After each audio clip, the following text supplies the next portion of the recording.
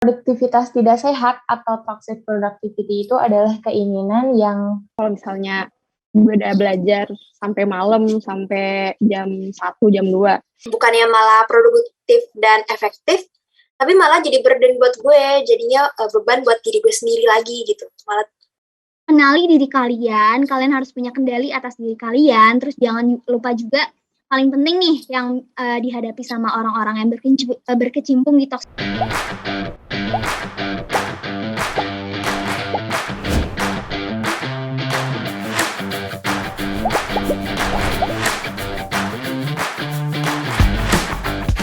Halo, selamat datang di TV Strip Podcast Kolaborasi SM68 dan SMN 33 Jakarta.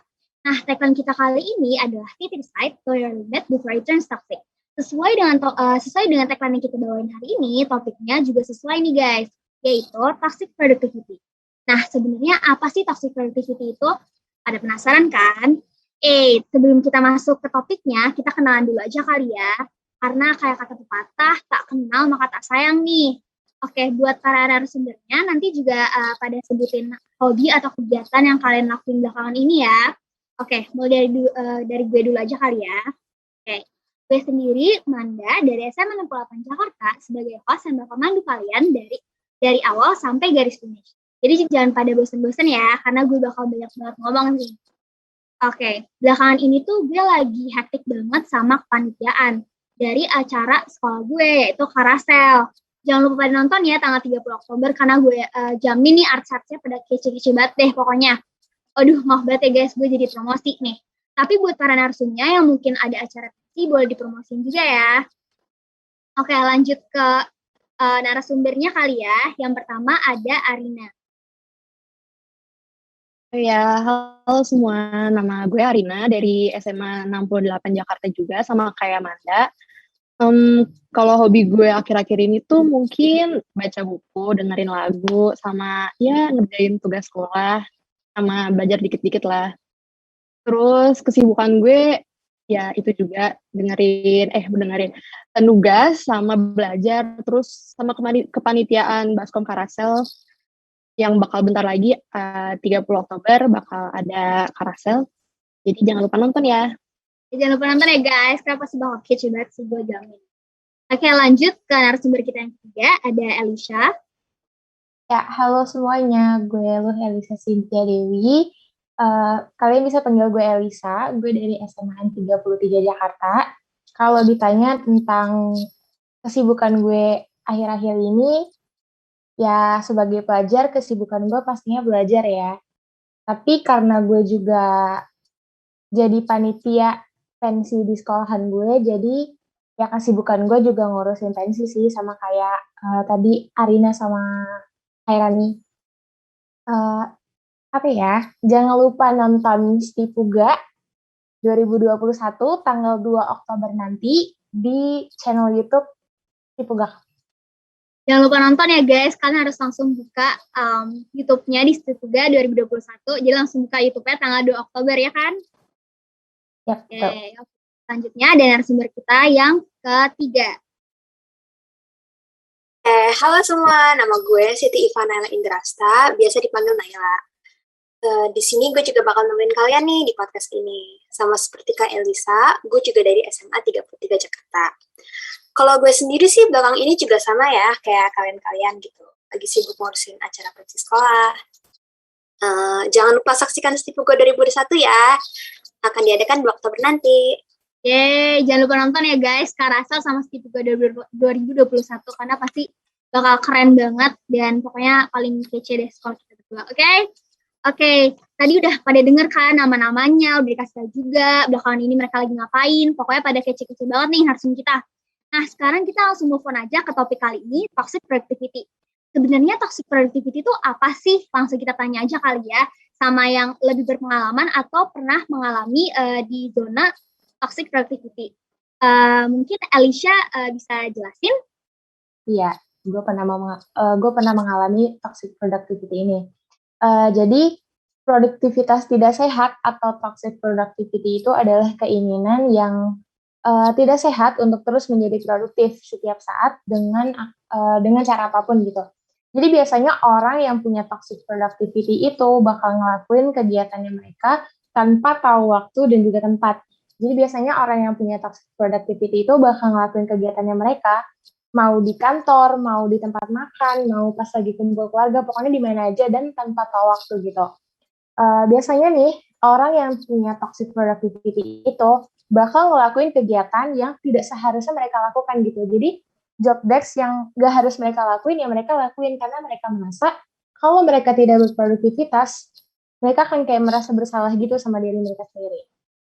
Oh ya, toxic productivity itu kalau orang awam bilang, lebih mungkin orang awam bakal lebih kenalnya sebagai workaholic gitu atau hustle life. Tapi sebenarnya nih ya, toxic productivity atau hustle life dan juga workaholic itu ketiganya berbeda. Jadi toxic productivity itu beda, workaholic itu beda, dan hustle life itu beda gitu. Kalau untuk toxic productivity itu lebih ke perasaan. Jadi seseorang itu bakal merasa bersalah kepada diri mereka sendiri kalau mereka tidak berproduktivitas.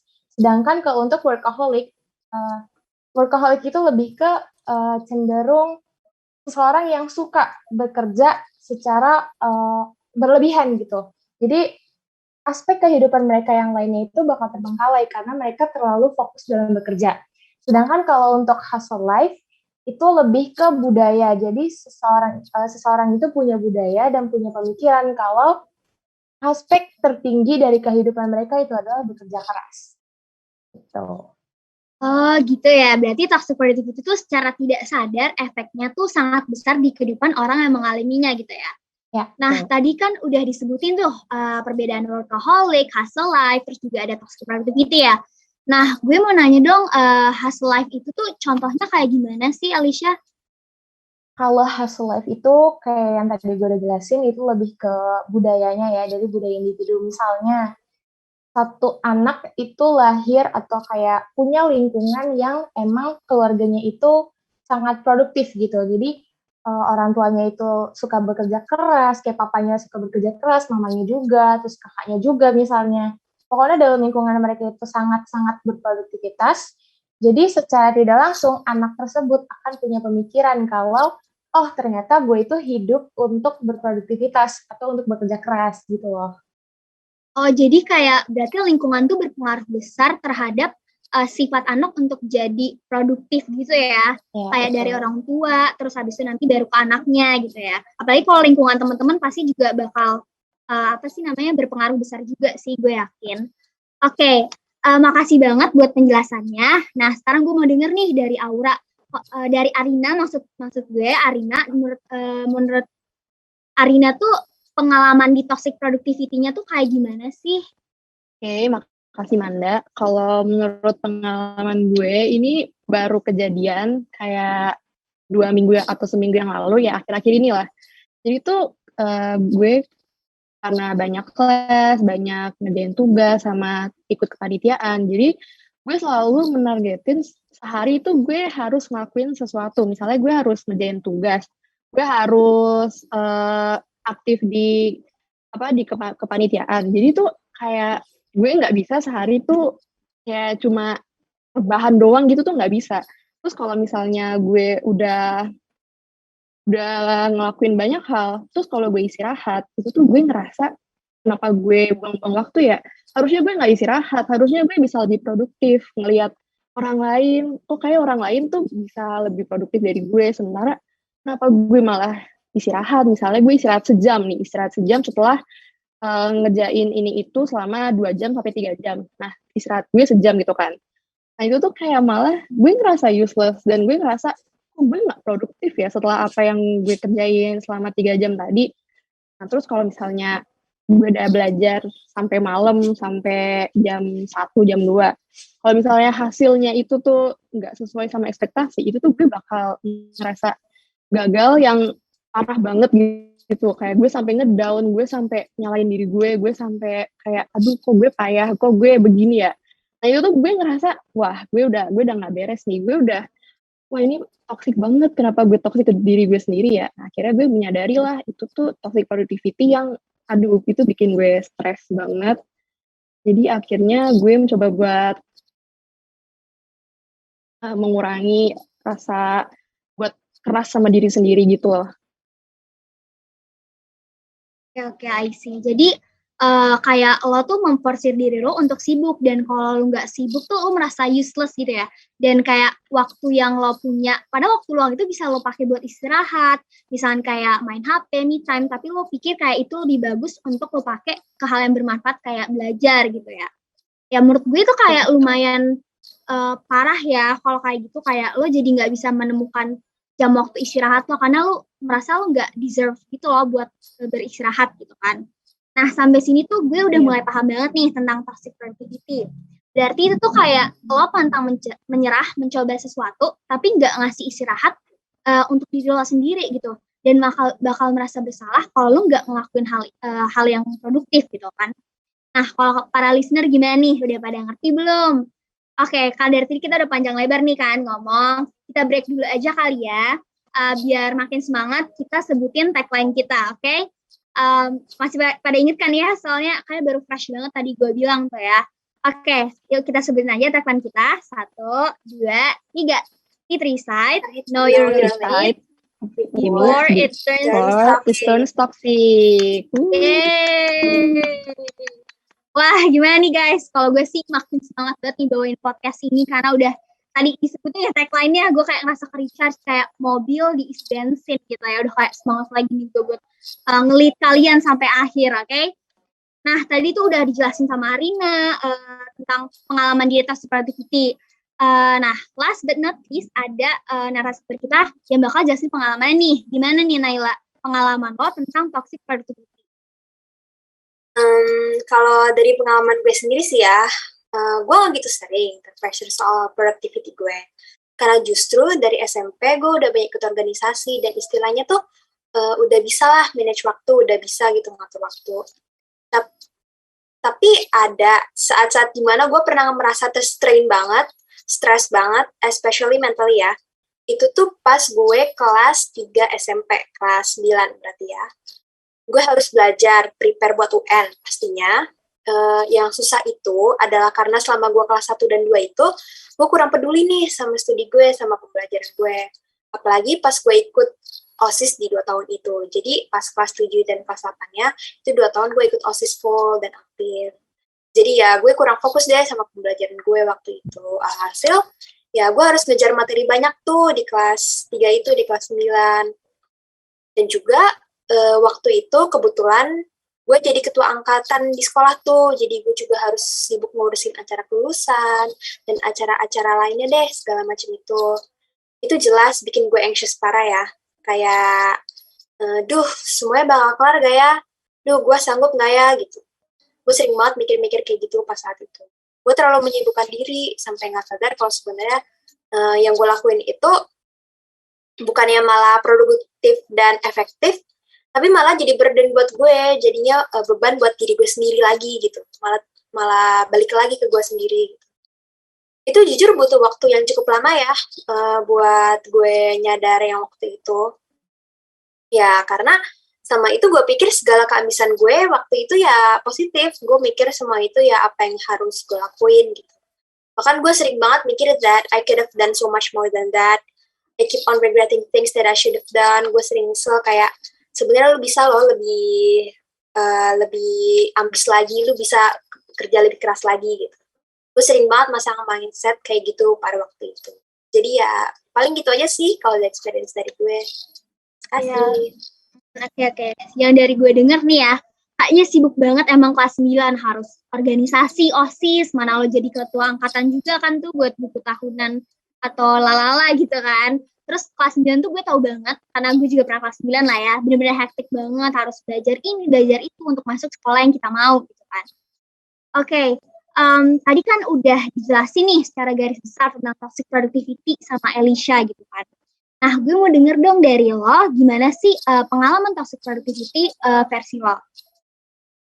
Oke, kalau ditanyain tentang pengalaman toxic productivity, jujur pengalaman gue itu kayak secara sadar nggak sadar gitu ya. Jadi kadang gue nggak sadar kalau apa yang gue lakuin itu termasuk ke dalam toxic productivity. Tapi sebenarnya kalau ditelaah lebih dalam lagi ya, gue termasuk gitu ke dalam toxic productivity. Well, menurut gue mengalami toxic productivity itu nggak lama ya sebelum sebelum pandemi COVID-19, berarti kelas 10 semester 1. Jadi pas kelas 10 dan itu pas offline juga, gue tuh punya jadwal yang super duper ketat gitu, bener-bener yang dempet banget dan kayak nggak ada waktu buat nafas gitu. Jadi jam 6.30 sampai jam 3 sore itu gue belajar di sekolah, tapi karena gue ikut organisasi dan gue juga ikut ekstrakurikuler, jadi gue kadang bisa pulang sekolah itu jam 5 atau jam 6 sore gitu paling lambat. Nah setelah gue pulang sekolah, itu gue pulang ke rumah untuk makan dan mandi doang, dan lanjut lagi untuk les dari jam 6 atau jam 7 malam gitu sampai jam 9 atau jam 10 malam lah paling lama. Dan sepulangnya gue dari les itu gue nggak langsung tidur, gue nggak langsung istirahat, tapi gue belajar lagi, gue kayak review materi yang udah gue pelajarin di sekolah sebelumnya, dan ya itu terus berlanjut gitu sampai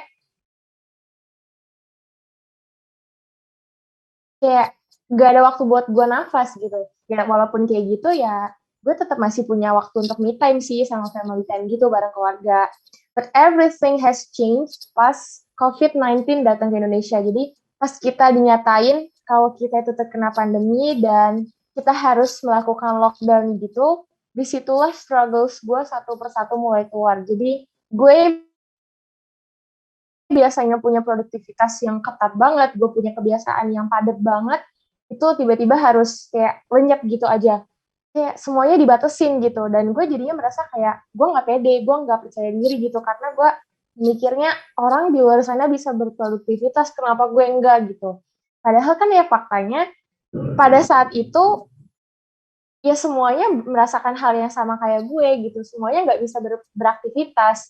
Karena pada masa pas awal pandemi COVID-19 itu kan kita semua dibatasin tuh, kayak kita semua dipaksa bungkam untuk berhenti bekerja gitu selama beberapa waktu.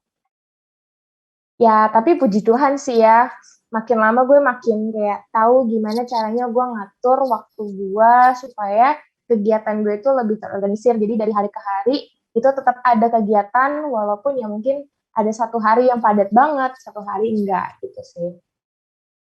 Wah, ternyata sibuk banget ya sebelum COVID-19. Emang kayak karena kalau sekarang kan berarti serba online ya. Kalau pas COVID-19 kan sebelum COVID-19 maksud gue itu kan kayak emang bakal sibuk banget gitu ya.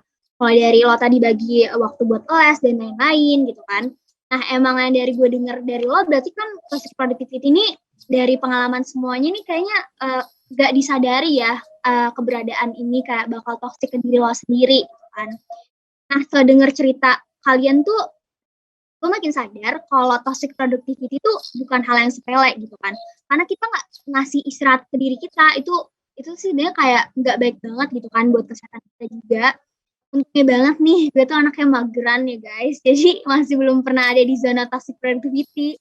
Kayak toksiknya aja ya Allah, productivity-nya aja tuh belum, apalagi toxic gitu kan. Jadi jangan sampai deh ya, karena gue takut nyaman dan malah nggak bisa keluar dari zona toxic productivity gitu kan ya. Oke, kan tadi para narasumber kita tuh udah pada ngasih tahu kan ya pengalaman mereka, terus udah tadi dikasih tahu secara garis besar gitu toxic productivity itu apa. Nah, kayak kalian penasaran gak sih gimana para narasumber kita ini tuh keluar dari zona toxic productivity sendiri gitu, kayak tipsnya tuh apa sih yang bisa mereka lakuin untuk keluar dari zona tersebut gitu ya. Kira-kira siapa nih yang mau kasih tipsnya duluan? Gue boleh? Ya, oke. Oke, jadi kalau versi gue, itu gue banyak baca buku tentang self-improvement. Itu kayak biar gue bisa mengenali diri gue sendiri, kayak gimana gue mencintai diri sendiri, gimana gue ngerasa gue lebih bersyukur, terus biar gue juga jadi lebih dewasa, kayak gue nggak gampang gimana ya, gue nggak gampang ngepaksa diri gue buat lo harus ini. Nah itu tuh gue harus jadi lebih dewasa biar gue tahu batasan diri gue tuh kayak berapa gitu. Terus juga gue banyak ngobrol sama orang lain, kayak gue minta mereka saran gimana ya biar gue jadi lebih baik, karena kita nggak boleh dong ngelihat masalah tuh dari satu perspektif doang, harus dari perspektif lain gitu kan.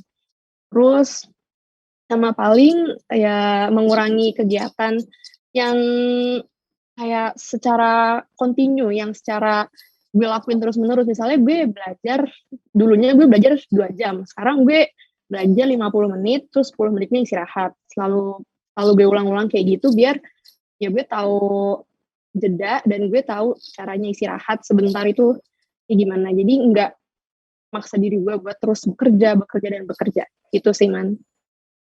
Oke, berarti lo dengan baca buku self improvement gitu ya, itu boleh banget sih dicoba tipsnya ya, baca buku self improvement. Atau kayak sebenarnya kalau menurut gue sendiri, cara terbaik itu adalah dengan ngomong dan komunikasi sama orang lain, karena dengan itu kita bisa tahu diri kita sendiri dari perspektif orang lain, di mana itu bisa lebih membuka pikiran kita juga, dan bisa juga membantu kita untuk keluar dari zona toxic productivity itu sendiri. Oke, selanjutnya boleh kali ya Elisha kasih tahu nih ke teman-teman semua, para listener, gimana sih cara lo buat keluar dari toxic productivity? Ya, oke. Kalau ditanyain cara, oh iya, sebelumnya sorry banget nih kalau misalkan bising, karena di rumah gue di daerah gue lagi hujan, jadi kayaknya suara hujannya mungkin bisa masuk ya ke sini. Ya. Well, Gak apa-apa. ya, Santai biar aja. adem. Iya, bener. Well, kalau dari gue pribadi nih, cara gue untuk keluar dari toxic productivity gue itu, gue punya 2 poin utama. Jadi yang pertama itu, lo harus tahu batasan lo itu sampai mana. Karena lo itu nggak bisa buat nge-push diri lo sendiri buat melakukan sesuatu secara berlebihan gitu. You can't overdo yourself gitu kan. Terus kayak menurut gue tuh kalau lo melakukan sesuatu dengan keterpaksaan, hasil yang lo dapatkan itu nggak akan bagus atau nggak akan maksimal gitu. Jadi kalau emang lo merasa lo harus berhenti, lo merasa harus sudah dicukupi, ya udah berhenti dulu, istirahat dulu, jangan maksain diri lo gitu loh.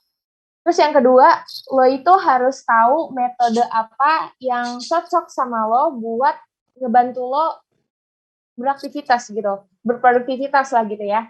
Sekarang itu kan ada banyak ya caranya. Ada salah satunya tuh kalau nggak salah ada journaling ya kan. Jadi sepinter-pinternya lo lah buat tahu gimana metode terbaik buat lo buat ngatur produktivitas lo gitu.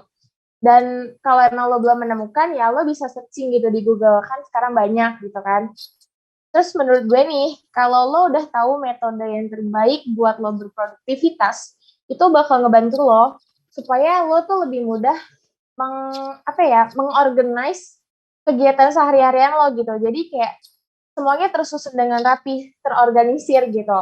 Dan jangan lupa juga sih buat buat set prioritas gitu. Jadi sewaktu-waktu kalau ada hal-hal yang tiba-tiba datang gitu dan berpotensi buat merusak jadwal yang udah lo bikin sebelumnya, itu lo nggak bakal kaget karena lo udah tahu prioritas lo tuh yang mana yang harus lo lakuin duluan gitu. Gue setuju banget sih. Harus set priority ya. Jadi emang mengantisipasi juga. Bener banget juga. Sekarang tuh internet tuh bener-bener ngebantu banget. Buat kita di rumah aja kita bisa tahu banyak hal. Jadi kalian bisa cari tahu banyak di Google gitu ya, especially. Nah, juga gue setuju banget kalau kita tuh nggak boleh maksa diri kita gitu kan untuk ngelakuin sesuatu hal. Karena dampaknya nggak akan bagus buat kita sendiri. Dan kita harus tahu di mana ada waktunya kita harus istirahat gitu kan. Oke, nah selanjutnya dari Naila nih, gimana nih solusi lo biar bisa survive dari toxic productivity? Kalau dari gue sih ya, kalau gue sendiri beda-beda ya. Buat self healing, gue biasanya main sama teman-teman gue, jalan juga sama keluarga, atau ya me time dengan diri sendiri, biasanya sambil ngelakuin hobi atau kesukaan gue. Misalnya kayak ngelukis, dengerin lagu, masak kadang-kadang. Karena I find those things kind of therapeutic and calming ya. Jadi kayak dengan melakukan hobi-hobi gue itu bisa nenangin gue banget, bisa bikin gue lebih relax lah.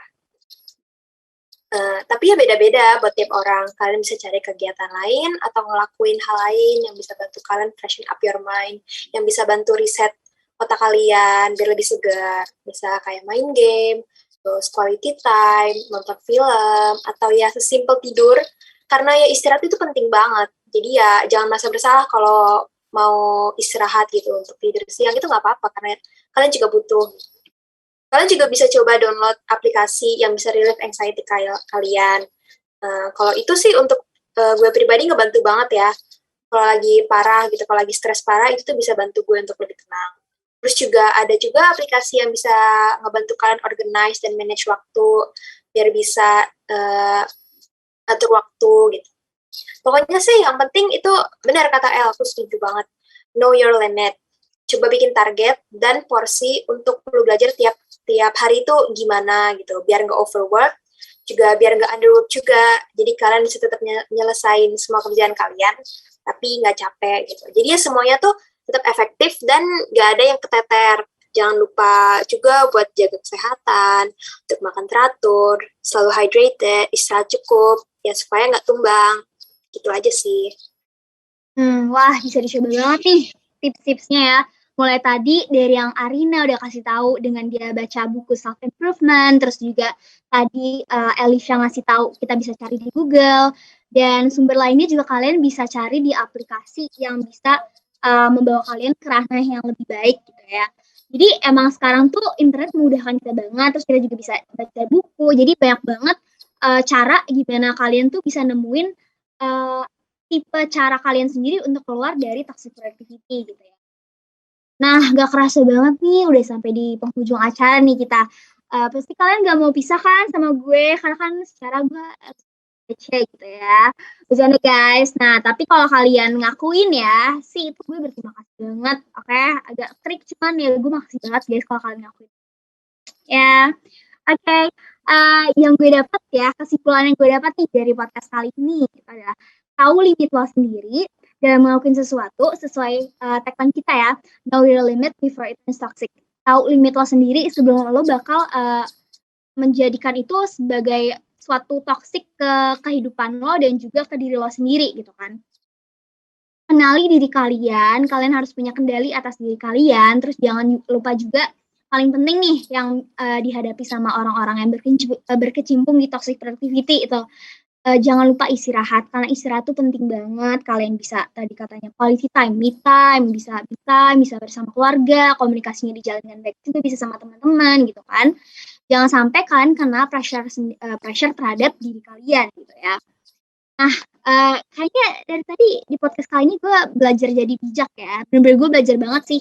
Kayak dari semua tips-tips, dari semua knowledge yang kalian kasih tahu ke gue, dan pasti listener juga bakal wawasannya jadi lebih luas ya mengenai toxic productivity dan nganggep itu nggak bakal sepele gitu ya. Nah, makasih banget buat semua narsum yang udah menyempatkan waktunya untuk sharing pengalaman di podcast kali ini. Kalau kalian ada pesan terakhir, boleh banget sih sepatah dua kata gitu ya yang buat disampaikan ke listener kita yang udah setia dari awal sampai akhir nih dengerin gue cuap-cuap, yang lain juga cuap-cuap gitu kan.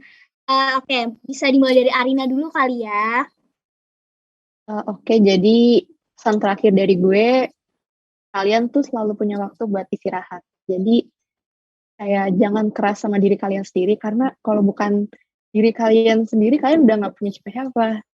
Kayak kalian juga punya diri kalian sendiri sampai nanti, sampai kalian gede, sampai tua. Jadi berbaiklah sama diri sendiri, jangan terlalu berkeras sama diri kalian. Ya pokoknya produktif boleh, tapi tahu waktu. Jangan lupa guys, tahu waktu, istirahat, dan selalu jangan merasa bersalah kalau kalian istirahat, karena itu merupakan hal yang baik juga untuk istirahat, karena tubuh lo butuh istirahat, oke? Oke, lanjut nih dari Elisha. Kalau dari gue, sesuai sama tagline kita tuh, we have to know our own limit gitu ya, sama kayak yang tadi gue udah jelasin. Jadi kita tuh harus tahu limit kita sampai mana, dan jangan overwork gitu. Jadi kalau misalkan emang harus istirahat ya istirahat sesuai sama yang tadi Arina bilang. It's okay gitu buat punya istirahat, punya waktu istirahat gitu. Jadi kayak biar nggak overcome gitu yang lo pikirin dan lo lakuin gitu. Terus karena ini lagi pandemi ya, jadi jangan lupa pakai masker kalau keluar. Ya kalau bisa sih kurangin ya untuk keluar dari rumah. Dan pokoknya intinya dari pesan-pesan gue itu adalah stay healthy guys. Stay healthy guys, jangan lupa taatin protokol health-nya 3M, mencuci tangan, jaga jarak, sama lagi M-nya apa ya? Bisa ada yang bisa bantu. Pakai masker, bener banget guys, jangan lupa ya pakai masker, oke?